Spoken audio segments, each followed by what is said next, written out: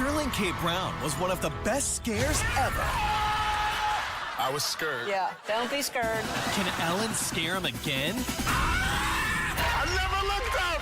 Ellen, today at 3 on NBC for New York. Then at 4, get 20 minutes of uninterrupted news, plus your exclusive 10-day forecast, all before the first commercial. Join Stephen Holt, Natalie Pascarella, and Dave Price for News for New York at 4 p.m.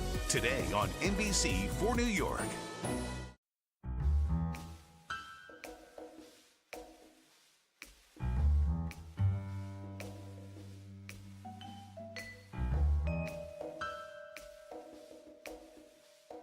Welcome back to Mysterious Goings On. Hey, it's me, Alex Greenwood.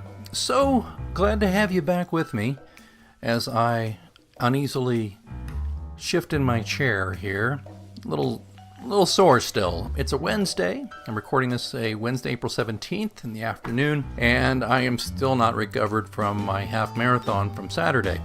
Pleased to tell you that the half marathon had its ups and downs, training as well as doing, but I got through it and did it in just about 11 minutes and change over my previous. So I didn't beat my previous record. I was over by about 11 minutes, but I'm a couple of years older, had some training challenges and a knee injury, so all things considered, I did way better than I thought I would. I just had a really good time finishing the race. But I was going to talk to you a little bit about that today, about how competitive I am with myself, and that's, I think, a good thing in a lot of ways. I was thinking about how running is very much a solitary thing for most people, I think. There are groups that help you train for a half marathon or a marathon where you run in groups and you pace the same pace time. So say you want to finish a half marathon, let's say, in 2 hours and 20 minutes, you run at this pace and you run with this group and you stick with this group throughout the half marathon. I saw those groups and I shadowed a lot of those groups during my run. But I'm a pretty much a loner when it comes to my workouts and my running and that kind of thing. You know, I enjoy a kickboxing workout in a kickboxing gym, and there's others around, but it's just me versus the bag, you know. And when it comes to running, it's often the same thing. It's me versus my limits and my endurance. And it was just interesting to think about that during the run, because when you get in trouble, there's people around. Obviously, if I had a heart attack or something serious happened to me, of course there's people around who can help, but you're kind of on your own. And it reminds me, you know, after great people cheering us on the sidelines, you know, with signs that say worst parade ever and that kind of stuff, you know, and there's live music throughout the course. And I mean, Kansas City really does a great half marathon with the Rock the Parkway, I've got to say. It's really great. And other runners, you know, and there's camaraderie there, and you kind of get in with your wave time and with people who are more or less at your fitness level, so you kind of hang around those folks throughout the run. In my 2 hours and 30 minutes of it, I got to know a few faces and a few behinds and that kind of thing, because you just got to stare at the same people, you know, over and over, and then you might overtake them, and then they stare at you for a while, and then it changes. But I pretty much, within a few miles, knew who I was going to more or less finish with. But get to mile 11. I'm doing all right. I've got an app that's telling me where I am in the race and what my approximate finish time will be, and I'm very pleased. And right up till almost the 11th mile, and it's a half marathon is 13.1 miles, by the way. I was getting up there, and around the mile 10, it said that I was actually on track to finish within a minute or two of my personal record, which was like 2:19, and I was freaking out, so happy about that. I get to mile 11, and right after I cross the demarcation for mile 11, I feel something in my left leg. It's my calf, and it's weird. It's almost like like there's a snake under my skin. Well, it's not. It's my calf muscle moving itself independently of me, if that makes sense. And it's the creepiest feeling ever, because you realize your calf is cramping, and And I said, that's not good. And I took a few more steps, and then my right leg did the same thing, the right calf. So both calves are on fire and cramping up. I have to stop. I get off the course. I'm leaning against a tree, squeezing on my calves, doing stretches, just saying, come on, guys, just come on, just another mile and a half or so, another couple miles, really. That's it. I promise. Then we're done with this thing, you know. And, you know, I just did the best I could with that. I was hydrated. I had done everything I think I was supposed to do, but this old body was just saying no. Well, I managed to get going again, loosening up the calves enough to get to the finish line in 2.5 hours, basically 2 hours 30 and some change, which again was about 11 minutes and change over my previous record. And I was fine. It was so great. But I got to say, I was in a lot of pain, and I'm officially retired. But thinking about that and the individuality of and the competition with oneself of running is a lot like writing when you think about it. I had a very good friend who is a great runner. He's very good and he runs all the time. And I remember telling him a few days before the race, I was like, well, I think this year is going to really suck for me. I don't think I'm in shape. I've tried to get in shape, but it's not been very good. And, and I don't want to be embarrassed. And he just said, you do understand you're really not in competition with anybody but yourself. I mean, he just said that. And he didn't, he wasn't making fun of me or anything. He said, but dude, you're not going to win this race. You know that. And I was like, well, of course I know that. That's ridiculous. I mean, no. But he says, then what are you worried about? Just run your best race. The only competition is with yourself. Most people your age can't even run a 5K, and you're going to complete your third half marathon of your life at your age. Well, not that I'm ancient, but I'm older. I'm middle-aged. And that really sunk into me, and all of a sudden it made me feel a lot better. Knowing that the competition is with me, and my goal doesn't have to be to win. It doesn't even have to be to beat my personal record. That would be gravy, because he had said to me, personal records are a thing of the past at our age, and he's right. He's like, just finish. Well, so think about that with writing. You've got to be a self-starter to be a writer. There's no pace groups. If there are, that doesn't work for me.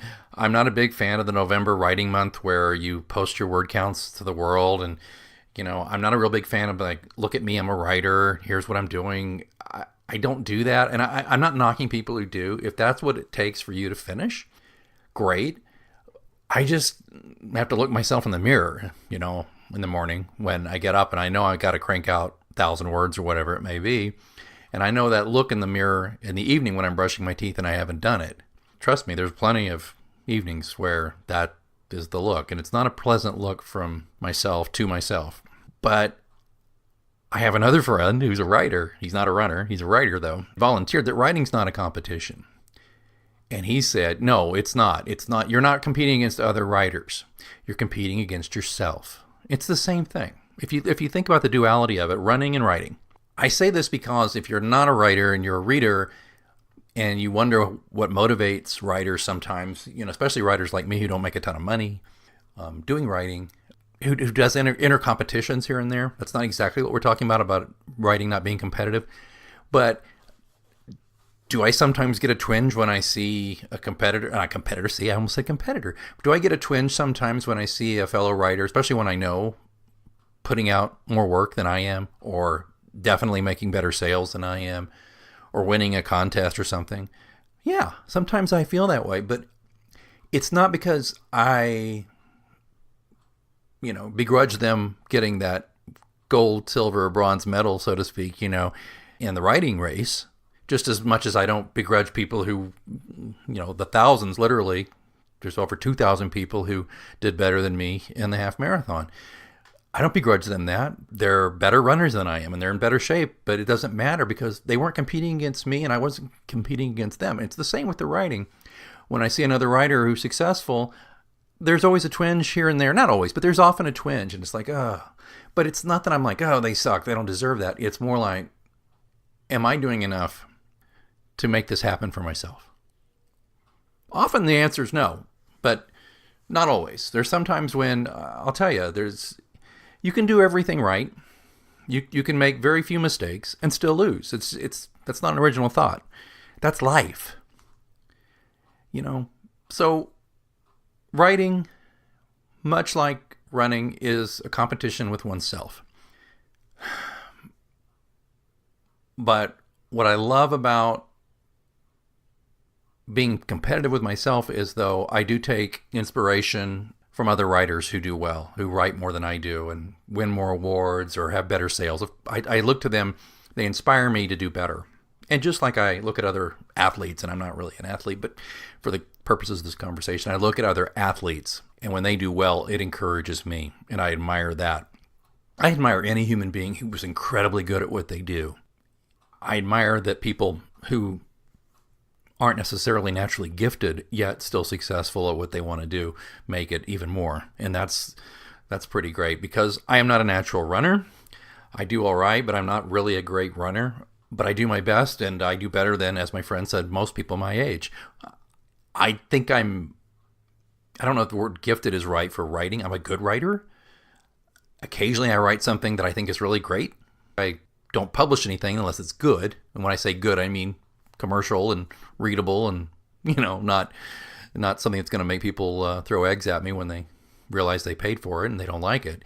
I recognize though that the harder I work, the better I am, and therefore that whole thing of competition comes to play in the conversation. So there have been more than one time though that I've had like brain cramps. Instead of in my calves when I'm running, I'll have cramps in my brain, and I realize that maybe I'm writing something where, especially in the John Pilot Mysteries, after I've already done 6 books now, am I repeating myself? Is John growing as a character? I think he is, actually. Is he growing in a way that everybody loves? No.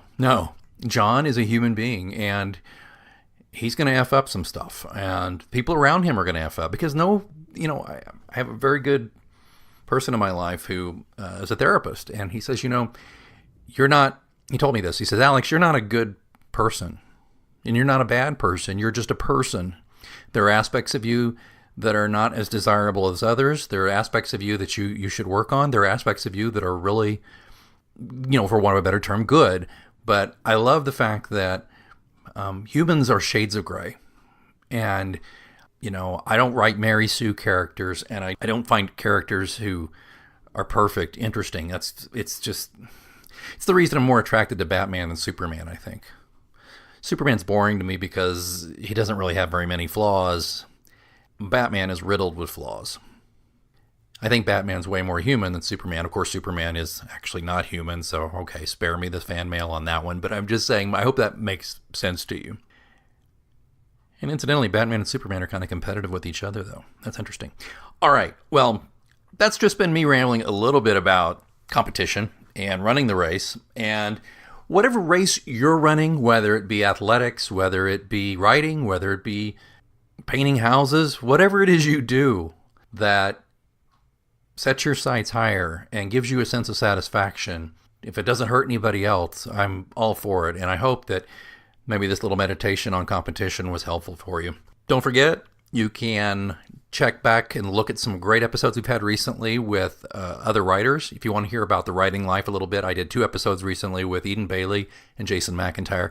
Just look on iTunes for Mysterious Goings On, and you can find them, or go to pilotscross.com and you can find stuff there. There's also some information about new book covers, and I've got some ideas that I want to run across with you. See, I'm thinking about running again. I have some ideas I want to run by you, which is what I was doing on the race. I was running by a lot of people moaning and groaning about my calves. So I want to run some ideas by you on our next episode. I'm going to talk to you a little bit about appealing to the crowd and finding ways to make something special with a little help from my friends. So until next time, I'm J. Alexander Greenwood. Thanks so much for your time and for listening. And until we meet again, keep reading.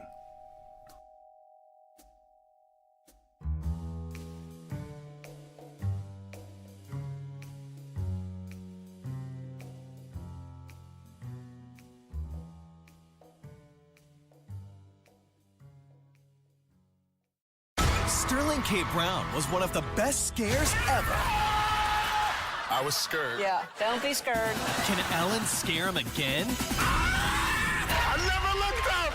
Ellen, today at 3 on NBC for New York. Then at 4, get 20 minutes of uninterrupted news, plus your exclusive 10-day forecast, all before the first commercial. Join Stephen Holt, Natalie Pascarella, and Dave Price for News for New York at 4 p.m.